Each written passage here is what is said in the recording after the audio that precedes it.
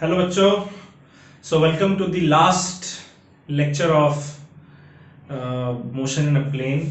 पिछले लेक्चर में हमने uniform motion, uniform circular motion के बारे में पढ़ा था और हमने ढेर सारे इक्वेशंस डिफाइन किए थे, ढेर सारे टर्म्स को डिफाइन किया था, उनके फॉर्मूले लिखे थे और सेंट्रीपिटल एक्सेलरेशन का भी हमने एक फॉर्मूला जो है वो सिमिलर ट्रायंगल को यूज करके और डिराइव किया था। तो आज हम लोग कुछ न्यूमेरिकल्स करने जा रहे हैं सर्कुलर मोशन पे। तो आज का हमारा न्यूमेरिकल्स जो है वो किस पे है? सर्कुलर मोशन पे, यूनिफॉर्म सर्कुलर मोशन पे।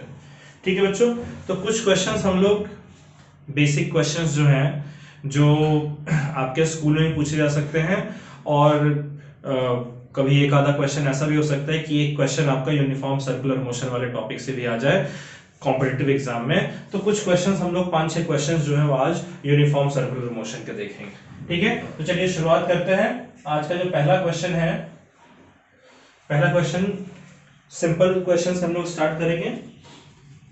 तो आज का जो पहला क्वेश्चन है कह रहा है which is greater, which is greater?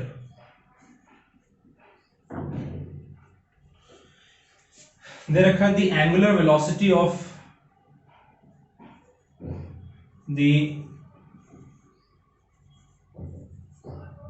angular velocity of our hand of a clock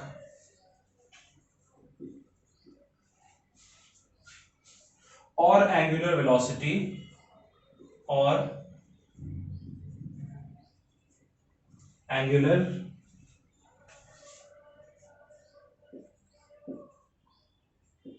velocity of earth around its own axis.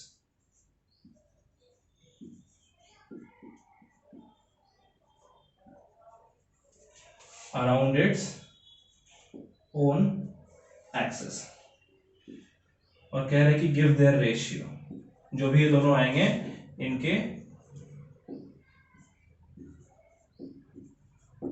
Ratio को आपको फाइंड करना है।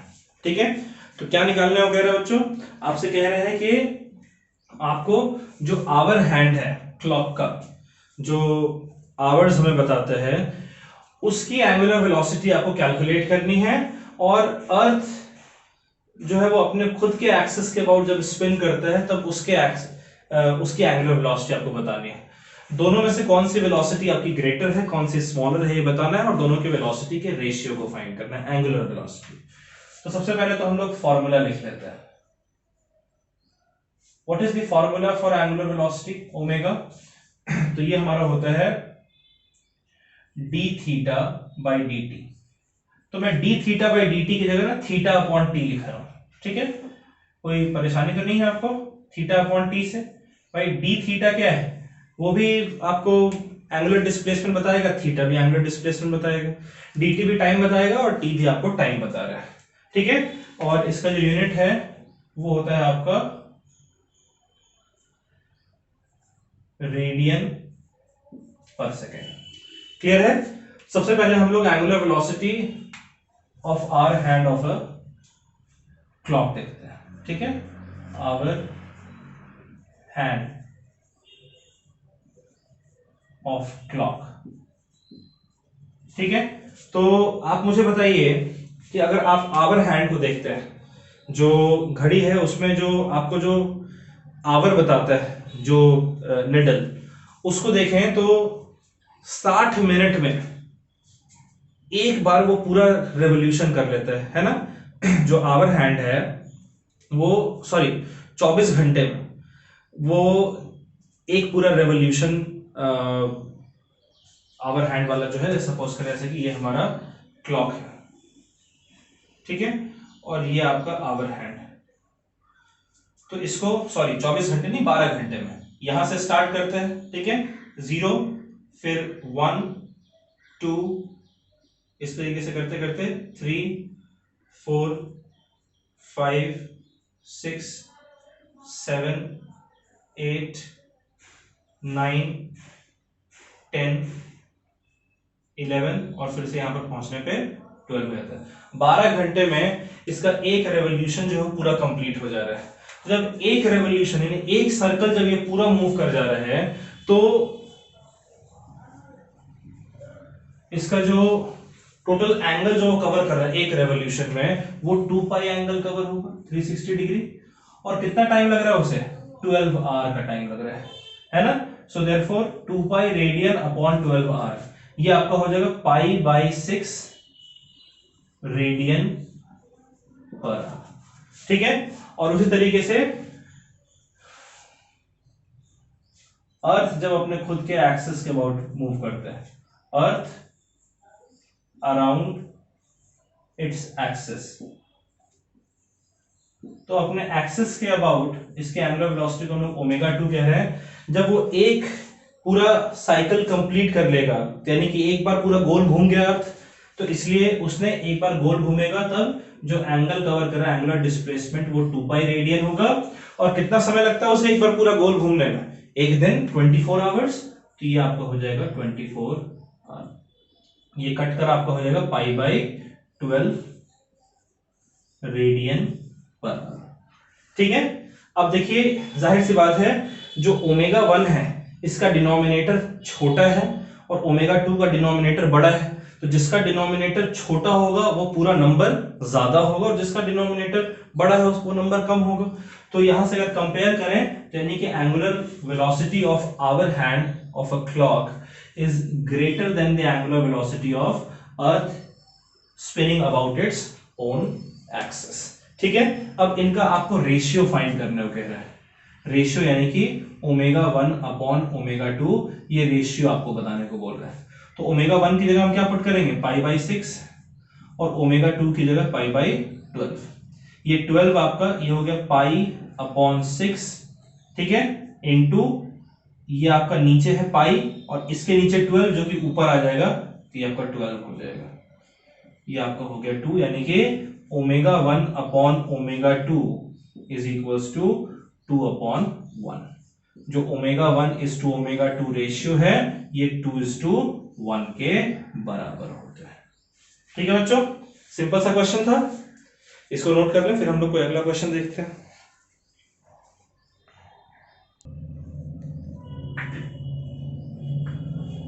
चलिए बच्चों दूसरा क्वेश्चन देखते हैं। Question number 2। क्वेश्चन नंबर 2 क्या है? कह रहा है calculate the angular speed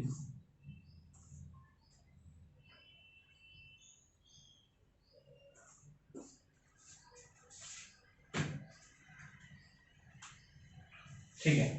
so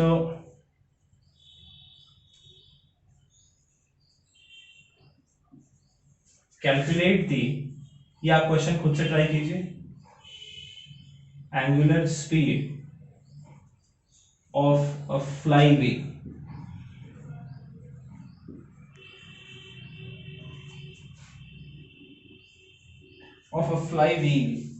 making 420 revolution, making 420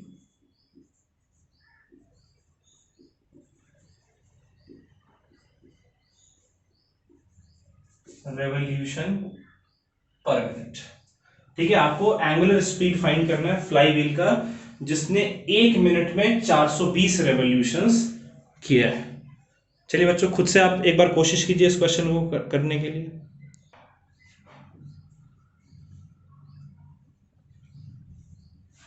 किया बच्चों खुद से ट्राई? चलिए इसका हम लोग सॉल्यूशन देखते हैं। क्वेश्चन क्या कह रहा है? आपको एंगुलर स्पीड कैलकुलेट करना है। एंगुलर स्पीड या एंगुलर वेलोसिटी जो कह लीजिए। तो एंगुलर स्पीड या एंगुलर वेलोसिटी का जो फॉर्मूला है, सबसे पहले तो हम लोग जरा वो फॉर्मूला देख लेते हैं।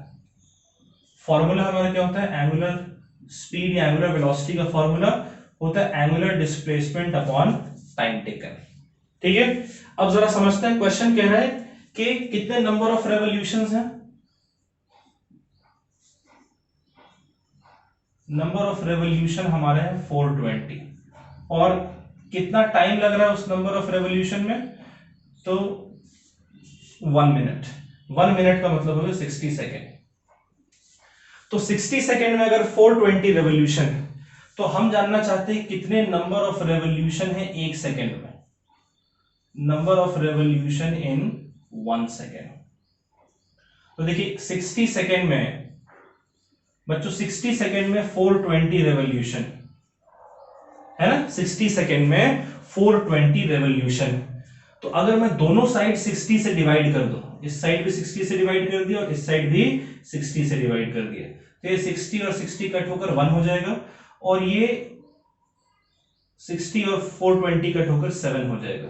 यानी 1 सेकेंड में जो नंबर ऑफ रेवोल्यूशंस हैं वो 7 रेवोल्यूशन है ना। 1 सेकेंड में 7 रेवोल्यूशन हो रहा है हमारा, यानी टाइम हमने कितना ले रखा है 1 सेकेंड का, और 7 रेवोल्यूशंस हैं। अब जरा समझिए, एक रेवोल्यूशन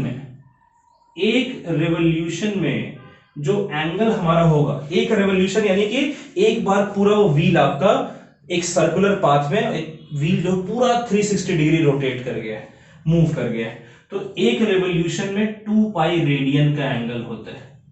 तो अगर मैं दोनों साइड 7 से मल्टीप्लाई करूं, तो 1 को 7 से करूंगा तो 7 रेवोल्यूशन में इधर करेंगे तो 14 पाई, इतना रेडियन हमारा बन जाएगा एंगल। तो एज ए रिजल्ट हमें अब दिया हुआ है कि थीटा हमारा 14 पाई, यानी एंगुलर डिस्प्लेसमेंट 14 पाई का है, और टाइम हमारा 1 सेकेंड का लग रहा है। क्लियर है? सो एज ए रिजल्ट जो एंगुलर वेलोसिटी ओमेगा हमारा है, जो कि थीटा अपॉन टी के बराबर होता है, वो हो जाएगा equals to 14 pi upon T. ठीक है, 14 पाई अपॉन टी की जगह हम लोग 1 लिखेंगे, और पाई की वैल्यू होती है 22 अपॉन 7। तो ये कटकर हो गया 2, दैट मींस ओमेगा हमारा कितना आ जाएगा 2 इंटू 22 44, और इसका ऐसा यूनिट क्या है रेडियन पर सेकेंड। ठीक है, क्या किया है हमने देखा कि भाई फॉर्मूला हमारा एंगुलर स्पीड एंगुलर वेलोसिटी का है थीटा अपॉन टी। हम जानना चाहते हैं कि भाई टाइम हमारा क्या है और थीटा हमारा क्या है।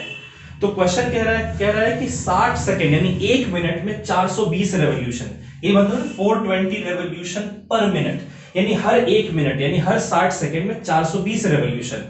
तो मैंने कहा कि कितने रेवोल्यूशन 1 सेकेंड में है ये हम जानना चाहते हैं। ठीक है, तो यहां पे हमने क्या किया, हमने कहा 60 सेकेंड में 420 रेवोल्यूशन, दोनों साइड अगर 60 से डिवाइड कर दें तो लेफ्ट हैंड साइड हमारा 1 सेकेंड मिल जाएगा, और राइट हैंड साइड डिवाइड करने पे 7 रेवोल्यूशन मिला। यानी कि 60 सेकेंड में देखने को मिल रहा है कि ये ऑब्जेक्ट, सॉरी 1 सेकेंड में देखने को मिल रहा है कि ये ऑब्जेक्ट 7 रेवोल्यूशंस कर रहा है, और एक रेवोल्यूशन में कितना एंगल कवर होगा 2 पाई, तो 7 रेवोल्यूशंस हो रहे 1 सेकेंड में, तो 7 रेवोल्यूशंस में कितना एंगल कवर होगा 14 पाई, यही तो एंगुलर डिस्प्लेसमेंट हो गया 14 पाई टाइम 1 सेकेंड। आप बोलोगे कि सर अगर हम डायरेक्ट यहां से करते तो भी आंसर आपका आया था। ठीक है, डायरेक्ट करने के लिए क्या करना पड़ता है आपको, आपने 420 रेवोल्यूशन है ना पर मिनट, तो यहां पर टाइम आपका 60 सेकेंड होता और रेवोल्यूशन आपका 420 होता, 420 को 2 पाई से मल्टीप्लाई करते रिजल्ट सेम आता है। इसको नोट कर ले बच्चों।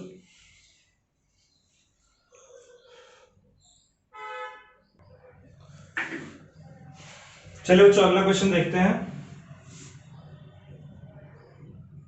ये क्वेश्चन भी आप खुद से ट्राई करेंगे। पहले क्वेश्चन कह रहे हैं कि a body of mass 10 kg, a body of mass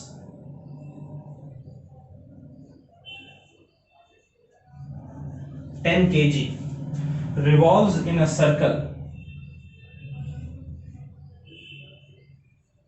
revolves in a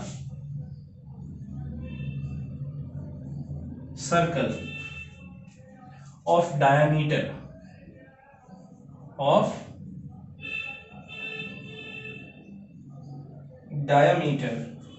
0.4 metre. Clear है? Making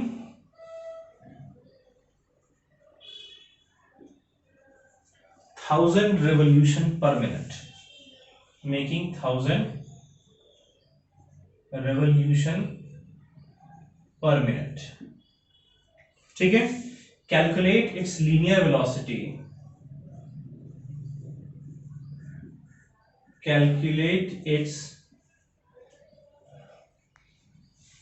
linear velocity and centripetal acceleration. Question को नोट कर लें और खुद से ट्राई करें।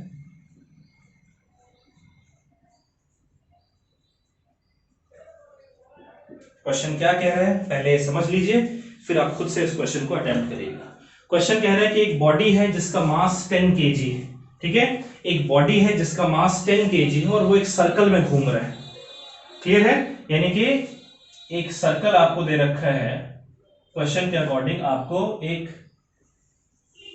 सर्कल दिया है और उस सर्कल के रेडियस का जिक्र कर रखा है कि उसका जो रेडियस है वो 0.2 मीटर है। क्यों? क्योंकि इसका डायमीटर यहां पर मेंशन कर रखा है 0.4 मीटर, तो रेडियस 0.2 मीटर होगा। ठीक है, और कह रहा है कि इस सर्कल में एक m मास का बॉडी, एक m मास का बॉडी, m कितना है 10 kg, तो 10 kg मास का एक बॉडी है जो कि 0.2 रेडियस के सर्कल में रिवॉल्व कर रहा है और 1 मिनट में यानी 60 सेकेंड में वो 1000 रेवोल्यूशन कंप्लीट कर लेता है। तो उसकी लीनियर वेलोसिटी और सेंट्रीपिटल एक्सेलरेशन आपको सब फाइंड करना है। मैं गिवन लिख दे रहा हूं, उसके बाद आप अपना स्टार्ट करिएगा। गिवन में क्या दे रखा है कि मास जो है एक बॉडी का वो 10 kg है और जो इसका रेडियस है वो 0.2 मीटर है और 60 सेकेंड में, ठीक है, 60 सेकेंड में वो ऑब्जेक्ट 1000 रेवोल्यूशन कर रहा है। ये मैं नहीं भी लिखता तो भी चलता क्योंकि ये सब क्वेश्चन में दे रखा है। आपको लीनियर वेलोसिटी और सेंट्रीपिटल एक्सेलरेशन फाइंड करना है। चलिए आप शुरू हो जाइए वीडियो को पॉज करके। ठीक है, एक तो लीनियर वेलोसिटी आपको फाइंड करनी है और एक सेंट्रीपिटल एक्सेलरेशन फाइंड करना है।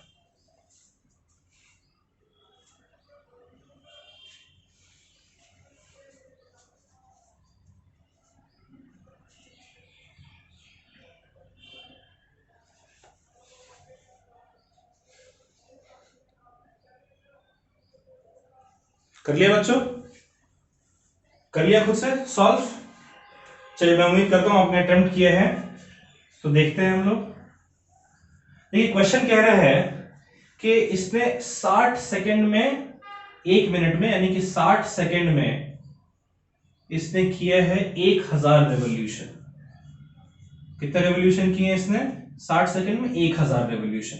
अगर दोनों साइड में 60 से डिवाइड कर दो तो मेरा ये क्या आ जाएगा, 1 सेकेंड लेफ्ट हैंड साइड पे, ये कट कर 1 सेकेंड हो जाएगा और ये हमारा हो जाएगा, ये 0 से 0 कट गया और ये आपका 3 हो जाएगा और ये आपका 50 हो जाएगा 2 से कट करेंगे तो यानी कि ये आपका हो जाएगा 50/3 रेवोल्यूशन, है ना, 1 सेकेंड में 50/3 रेवोल्यूशन।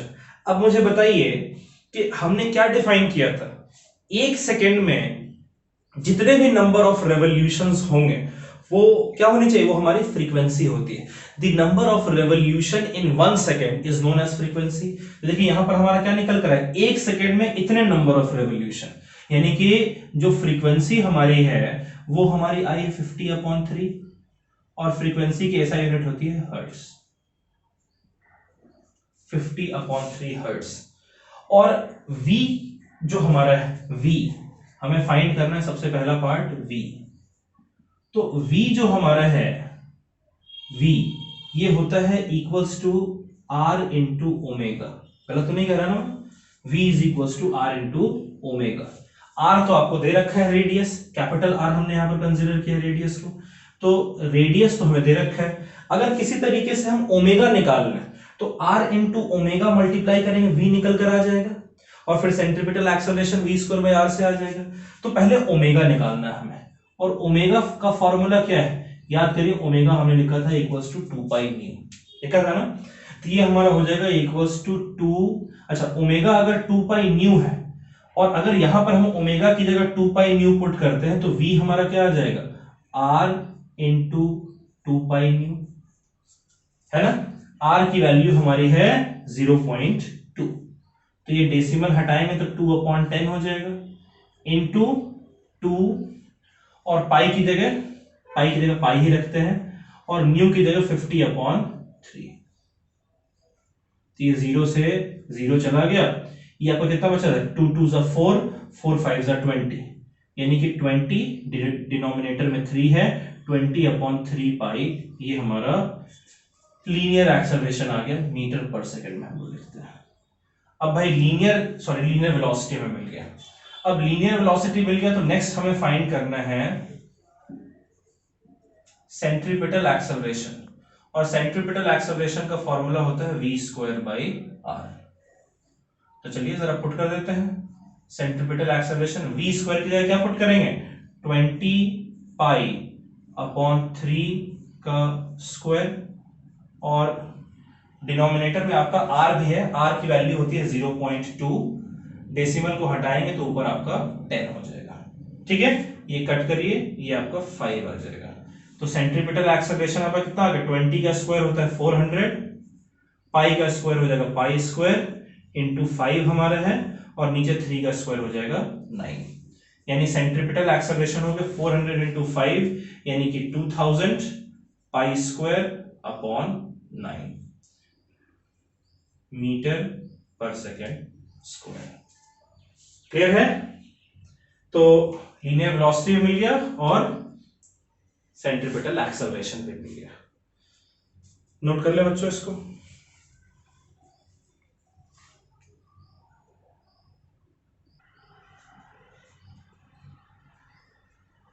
चलिए बच्चों अगला क्वेश्चन देखते हैं।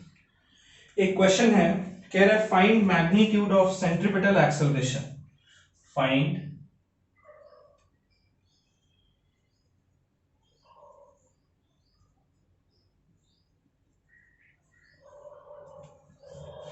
मैग्नीट्यूड ऑफ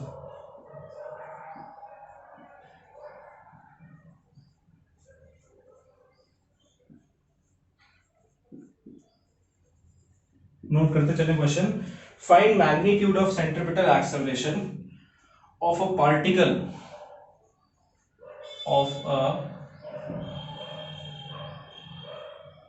ये आपके कॉम्पिटिटिव एग्जाम में आ चुका है question. Find magnitude of centripetal acceleration of a particle on the tip of a fan blade, on the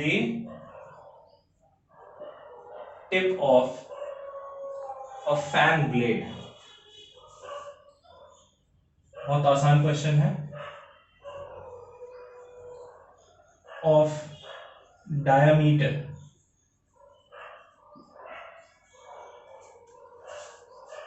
0.3 metre, rotating at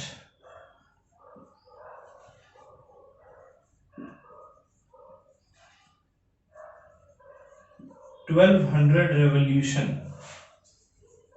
per minute। ठीक है, क्वेश्चन समझिए, आपने खुद से करना है इस क्वेश्चन को। क्वेश्चन कह रहा है कि आपको सेंट्रीपिटल एक्सेलरेशन के मैग्नीट्यूड को फाइंड करना है। डायरेक्शन क्यों नहीं कह रहा है? डायरेक्शन इसलिए नहीं कह रहा, डायरेक्शन हमें पता है कि जब एक ऑब्जेक्ट एक सर्कुलर पाथ में मूव करता है तब उसके एक्सेलरेशन का जो डायरेक्शन है वो सेंटर की तरफ है। सेंट्रीपिटल एक्सेलरेशन का डायरेक्शन पहले से हमें पता है कि सेंटर की तरफ होता है। तो आपको सेंट्रीपिटल एक्सेलरेशन का मैग्नीट्यूड फाइंड करना है। किस चीज के सेंट्रीपिटल एक्सेलरेशन का मैग्नीट्यूड? एक पार्टिकल दिया हुआ है on the tip of a fan blade, यानी एक फैन है और फैन के बिल्कुल टिप में, बिल्कुल एंड पे एक पार्टिकल आपका है। उस पार्टिकल, जब फैन आपका मूव कर रहा है कितने 120 रेवोल्यूशन पर सेकेंड पर मिनट के हिसाब से फैन का रोटेशन, उसके टिप पर एक पार्टिकल है। तो अगर फैन का ब्लेड एक बार रिवॉल्व कर रहा है एक रेवोल्यूशन, तो पार्टिकल का भी एक रेवोल्यूशन हुआ। वैसे ही फैन का रेवोल्यूशन दे रखा है 1200 रेवोल्यूशन पर मिनट, यानी उसके ऊपर जो पार्टिकल है उसका भी 1200 रेवोल्यूशन पर मिनट हुआ। तो पार्टिकल का जो रेवोल्यूशन है वो 1200 रेवोल्यूशन है एक मिनट पे, और वो एक ऐसे फैन पे है जिस फैन का डायमीटर 0.3 मीटर है। और कहां पर है? उस फैन के बिल्कुल टिप पे, बिल्कुल एंड पे, यानी जहां पर एंड से बिल्कुल जो सर्कल बन रहा है, बिल्कुल उस सर्कल के ऊपर वो मूव कर रहा है। तो आप कोशिश कीजिए सेंट्रीपिटल एक्सेलरेशन निकालने की। एक बार वीडियो को पॉज करके और अपने एंड से कोशिश कीजिए इस क्वेश्चन को करने का। ये कॉम्पिटिटिव एग्जाम में आपका क्वेश्चन आ चुका है, ट्राई करें।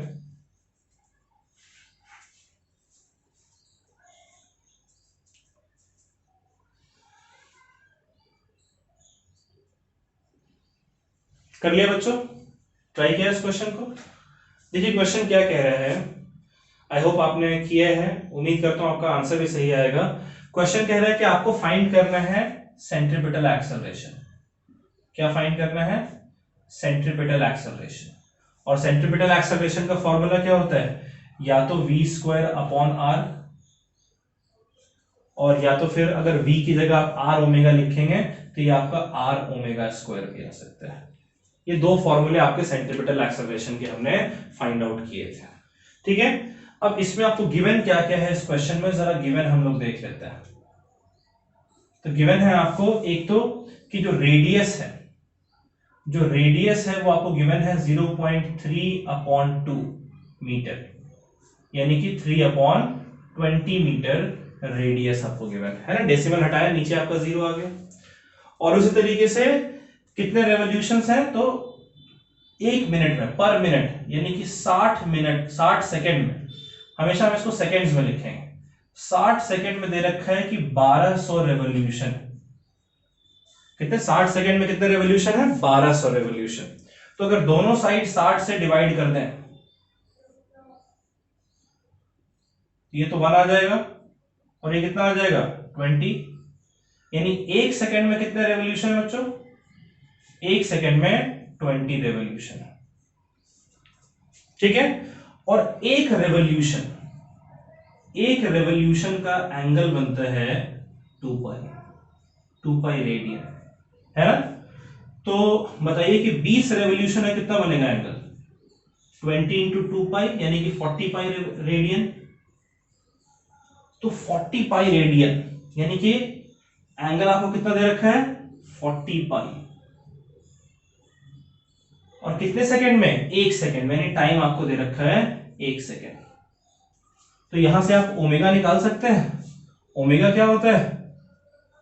थीटा अपॉन टी, है ना। तो ये आपका हो जाएगा इक्वल्स टू 40 पाई अपॉन 1, यानी कि ओमेगा की वैल्यू आ रही है 40 पाई रेडियन पर सेकेंड। अब जरा देखते हैं, सेंट्रीपिटल एक्सेलरेशन आपको फाइंड करना है। सेंट्रीपिटल एक्सेलरेशन आपका है equals to are into omega square. आप चाहे तो ओमेगा से आप v भी निकाल सकते हो और फिर v में पुट करके निकाल, लेकिन वो लंबा स्टेप हो जाएगा। तो पिछले क्वेश्चन में तो हमें v फाइंड करने को कहा था, इसलिए हमने ओमेगा के थ्रू v फाइंड किया, फिर हमने एक्सेलरेशन फाइंड किया था। तो ये हमारा हो जाएगा, r की जगह हम लिख देंगे 3/20 इंटू 40 पाई का स्क्वायर, यानी 40 पाई इंटू 40 पाई। तो 20 से कटकर 2 हो जाएगा, 2 3 जा 6 और 6 इंटू 40 हो जाएगा 240, यानी 240 पाई। ये आपका सेंट्रीपिटल एक्सेलरेशन हो जाएगा मीटर पर सेकेंड स्क्वायर। ठीक है, ये हमारा लीनियर एक्सेलरेशन है।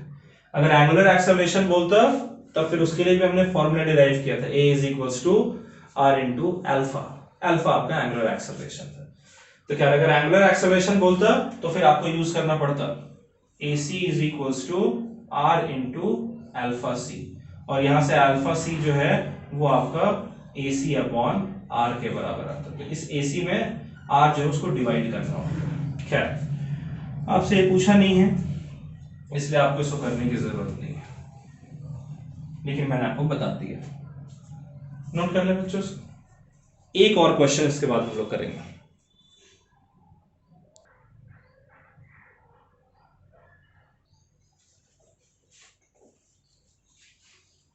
चलिए एक आखिरी क्वेश्चन देखते हैं सर्कुलर मोशन का।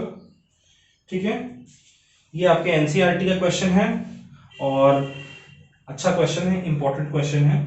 इसको देखिए, क्वेश्चन कह रहा है एन इंसेक्ट, ठीक है, an insect trapped in a circular groove, an insect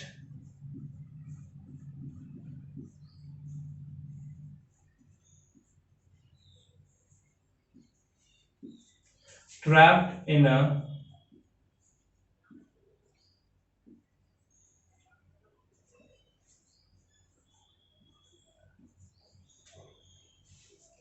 circular groove of radius 12 centimeter, of radius 12 centimeter, completes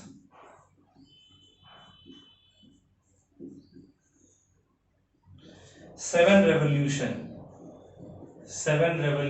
in 100 second. ठीक है, और आपको तीन चीजें फाइंड करनी है। ये क्वेश्चन आपका है, आपने खुद से ट्राई करना है, वैसे सारे क्वेश्चन आपके हैं। पहला पार्ट आपसे कह रहा है फाइंड करने को angular speed and linear speed. ठीक है, पहले पार्ट में है angular and linear speed. Second part है is acceleration vector constant, is acceleration vector constant, what is its magnitude, what is its magnitude। और आखिरी पार्ट कह रहा है what is its linear displacement। Third part में आपसे लीनियर डिस्प्लेसमेंट पूछ रहे हैं।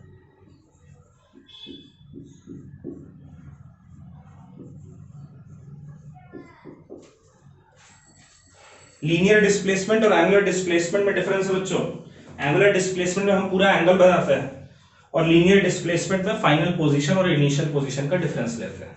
यू आर स्मार्ट, आप इस क्वेश्चन को कर सकते हैं। क्वेश्चन कह रहा है कि एक इंसेक्ट है जो कि एक सर्कुलर ग्रूव में ट्रैप हो गया है और उसी सर्कुलर ग्रूव में सर्कुलर पाथ में मूव कर रहा है। उस सर्कुलर पाथ का रेडियस 12 सेंटीमीटर दिया है और कह रहा है कि इंसेक्ट उस सर्कुलर ग्रूव में मूव करते हुए 100 सेकेंड में 7 रेवोल्यूशन कंप्लीट करता है।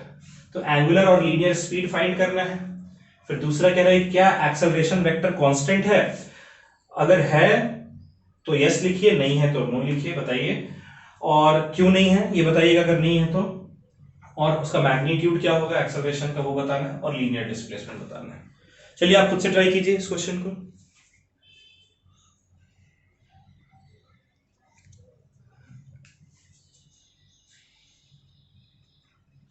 किया बच्चों, वीडियो पॉज करके खुद से इस क्वेश्चन को अटेम्प्ट किया आपने।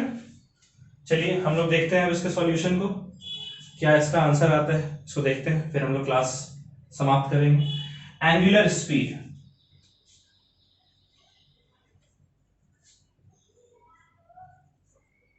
एंगुलर स्पीड हमारा होता है इक्वल्स टू ओमेगा, और ओमेगा हम लिखते हैं इक्वल्स टू 2 पाई न्यू, लिख सकते हैं ना। तो जरा हम लोग न्यू क्या है हमारा, एक सेकेंड में कितने रेवोल्यूशंस हैं। तो देखिए 100 सेकेंड में कह रहा है कि एक रेवोल्यूशन है। ठीक है, 100 सेकेंड में 7 रेवोल्यूशन। तो दोनों साइड अगर 100 से डिवाइड कर दें तो इधर हमें 1 सेकेंड मिल जाएगा ना, 1 सेकेंड हमें चाहिए था। तो 1 सेकेंड में कितने रेवोल्यूशन हो रहे हैं, 7/100 रेवोल्यूशन। और 1 सेकेंड में जितने रेवोल्यूशन होते हैं वो उसकी फ्रीक्वेंसी होती है, यानी फ्रीक्वेंसी आपका है 7/100। तो आप ओमेगा निकाल लीजिए। ओमेगा हमारा होता है 2 पाई इंटू न्यू, यानी कि 2 इंटू पाई की जगह लिख सकते हैं 22/7 इंटू न्यू की जगह 7/100। तो 7 से 7 कट गया, ये हमारा हो रहा है 44/100। तो ओमेगा की वैल्यू कितनी आ रही है 44/100, यानी कि 0.44, और इसकी यूनिट क्या है रेडियन पर सेकेंड। क्लियर बच्चों। एंगुलर स्पीड निकल कर आ गया आपका। दूसरा आपसे कह रहे हैं कि लीनियर स्पीड फाइंड करने को। अब लीनियर स्पीड फाइंड करने के लिए क्या फॉर्मूला लगाएंगे, v is equal to are into omega. ये फॉर्मूला हमारा होता है ना, पिछले लेक्चर में ही हमने फाइंड किया था, डिराइव किया था। तो v हमारा हो जाएगा इक्वल्स टू r। r की वैल्यू कितनी है 12 सेंटीमीटर, यानी कि 12/100 इंटू ओमेगा की वैल्यू कितनी है 44/100। 44/100 ये आपका हो जाएगा 44 इंटू 12, ये हमारा हो जाता है 528, ठीक है, डिवाइडेड बाई 100 इंटू 100 हो जाएगा 10⁴, यानी ये हमारा आ गया इक्वल्स टू 0.0528 मीटर पर सेकेंड। क्लियर है बच्चों, ये हमारा पहला पार्ट निकल कर आ गया, ठीक है। ओके, अब इसको दूसरा पार्ट आपसे कह रहा है कि is acceleration vector constant. Acceleration vector, यानी वेक्टर कह दिया, यानी कि आपको डायरेक्शन भी इंक्लूड करना है। अब देखिए, जब ऑब्जेक्ट एक सर्कुलर पाथ में मूव करता है तो उसका एक्सेलरेशन इन सर्कुलर पाथ, जो एक्सेलरेशन है is always towards centre,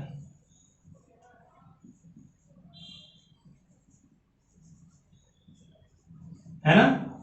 acceleration किधर है, हमेशा सेंटर की तरफ। और हर एक पॉइंट पर, हर एक पॉइंट से सेंटर का डायरेक्शन अलग है। From each point, from each point direction of centre is different.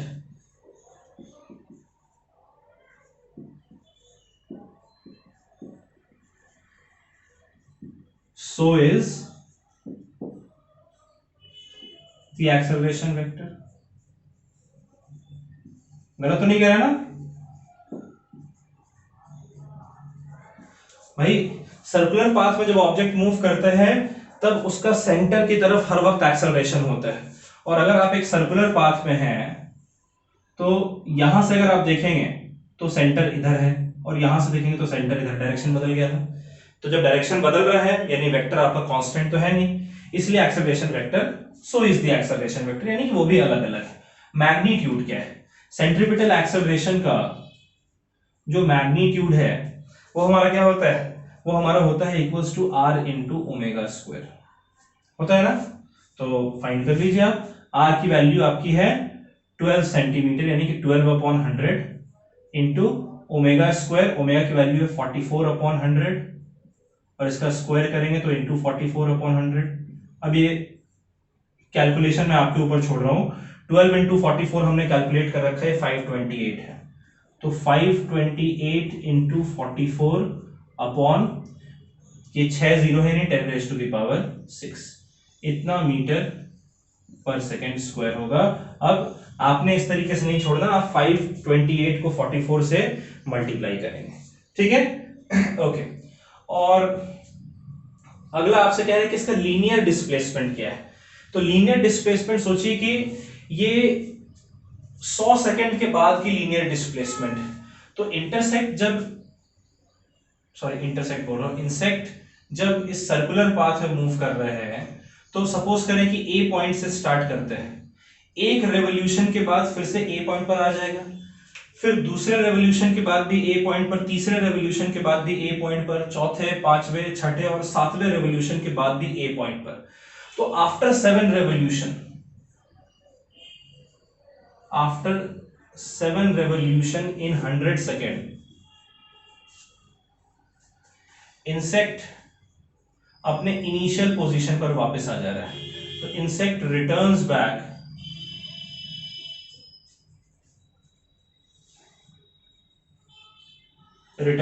to its initial position,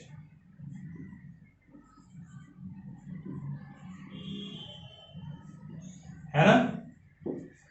7 revolution 100 second में करने के बाद इंसेक्ट वापस से अपने इनिशियल पोजीशन में पहुंच जा रहा है, यानी कि जो फाइनल पोजीशन है वही इनिशियल पोजीशन है। तो इसका मतलब लीनियर डिस्प्लेसमेंट क्या हो जाएगा, लीनियर डिस्प्लेसमेंट आपका 0 हो जाएगा। ठीक है, लीनियर डिस्प्लेसमेंट कितना आ रहा है आपको, 0 मिल रहा है। एंगुलर डिस्प्लेसमेंट कहते हैं तो एक रेवोल्यूशन में 2 पाई और 7 रेवोल्यूशन में 14 पाई। इसको नोट कर लीजिए बच्चों, ये आपका इस चैप्टर का आखिरी सवाल, इस टॉपिक का आखिरी सवाल और इस चैप्टर दोनों का आखिरी सवाल था। कर लिया नोट? ठीक है बच्चों, तो देखिए हमने काफी डिटेल में कॉन्सेप्ट के साथ और काफी क्वेश्चंस करते हुए हमने इस चैप्टर को पढ़ा है। अब मैं उम्मीद करता हूं कि मैंने अगर आपको 35-40 न्यूमेरिकल्स कराए हैं तो मैं उम्मीद करता हूं कि आप कम से कम 200 न्यूमेरिकल्स खुद से प्रैक्टिस करेंगे। बस इतने न्यूमेरिकल्स आपने कर लिए तो समझ जाइए कि आपने अपने कॉन्सेप्ट को बिल्कुल दुरुस्त कर लिया है और आप कॉम्पिटिटिव एग्जाम में बैठने के लिए भी अपने आप को तैयार कर रहे हैं। ठीक है बच्चों, ये इनिशियल चैप्टर्स हैं। ये मैकेनिक्स जो है वो समझ जाइए कि फिजिक्स का ब्रेन है, और इस ब्रेन को अगर आप समझ गए, यानी फिजिक्स के ब्रेन को आप समझ जा रहे हैं। मैकेनिक्स को समझने का मतलब फिजिक्स के ब्रेन को समझना, और जब मैकेनिक्स आपने समझ लिया, फिजिक्स के ब्रेन को समझ लिया, तो आगे फिर फिजिक्स में आपको दिक्कत नहीं आएगी, इनफैक्ट आपको मजा आएगा फिजिक्स पढ़ने में। तो ये जो कुछ चैप्टर्स आगे आने वाले हैं इसमें आपको बड़ा डेडिकेशन दिखाना है, और उस डेडिकेशन के साथ अगर आप आगे बढ़ेंगे तो आपको किसी भी कॉम्पिटिटिव एग्जाम को क्लियर करने में कोई रोक नहीं सकता है। आप इतनी मेहनत कर दीजिए कि आगे आने वाले जो आपके समय वो बहुत अच्छा हो। ठीक है बच्चों, तो आज का लेक्चर अगर आपको पसंद आया तो प्लीज इस वीडियो को लाइक करें, चैनल को सब्सक्राइब नहीं किया है तो सब्सक्राइब करें और बेल आइकन भी प्रेस कर दें। साथ साथ ज्यादा से ज्यादा इसे शेयर करें ताकि ज्यादा से ज्यादा लोग इसे देख सकें, इससे कुछ सीख सकें।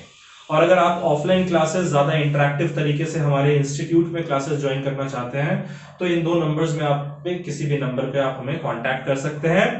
आप खुद भी ज्वाइन कर सकते हैं, दूसरों को भी रेकमेंड कर सकते हैं ग्रेविटी इंस्टीट्यूट ज्वाइन करने के लिए, अपने जूनियर्स को, अपने सीनियर्स को, सबको रेकमेंड कर सकते हैं। 9th-10th को हम मैथ्स और साइंस, 11th-12th को फिजिक्स, केमिस्ट्री, मैथ्स और बायो सारी चीजें पढ़ाते हैं।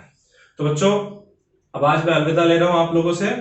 आप इस चैप्टर को अच्छे से पढ़कर और कुछ न्यूमेरिकल्स अपने एंड से प्रैक्टिस करके एक आधा दिन बहुत डेडिकेशन से इस चैप्टर को पढ़ लीजिए। अगला लेक्चर जब स्टार्ट करेंगे अगले चैप्टर का, तो उससे पहले आपका ये चैप्टर और पिछला chapter motion in a straight line अच्छे से कंप्लीट होना चाहिए। तो मैं उम्मीद तो यही करता हूं कि आप फुल डेडिकेशन के साथ कर लेंगे, मुझे पूरा भरोसा है। तो इसी भरोसे के साथ अब अगले लेक्चर में मिलते हैं, तब तक के लिए bye bye, take care, stay safe and study, bye.